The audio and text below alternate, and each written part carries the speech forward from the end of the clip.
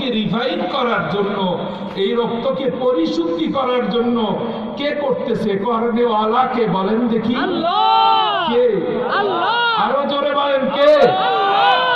এই রিফাইন করনেওয়ালা মহান আল্লাহ তাআলা ফেরেশতাদের ডেকে দিয়েছেন, ডাক দিয়ে বলেছেন, যাও আমার বান্দার এই হেফাজতের দায়িত্ব ঠিক মতন আছে কিনা, পালন করতেছি কিনা, জোরে সোরে বলেন।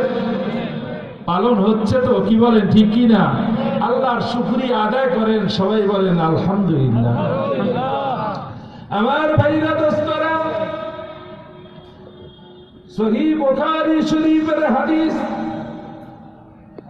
রাসূল আকরাম সাল্লাল্লাহু আলাইহি ওয়াসাল্লাম বর্ণনা করে পড়েন, ও দুনিয়ার মানুষেরা শুনে রাখো, তার ফেরেশতা নিযুক্ত করে দিয়েছেন এক গ্রুপ সকালে ফজরের নামাজের পরে আসে বান্দার নিরাপত্তার জন্য।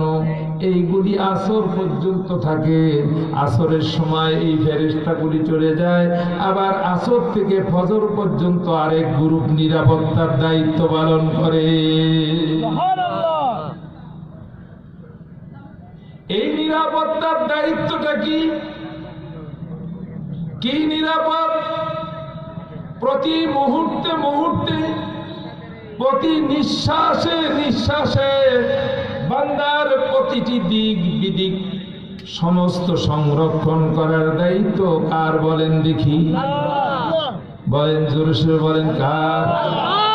আল্লাহু আকবার, আল্লাহু আকবার। জমিনে ফসল আছে, সেটা কে দেখে?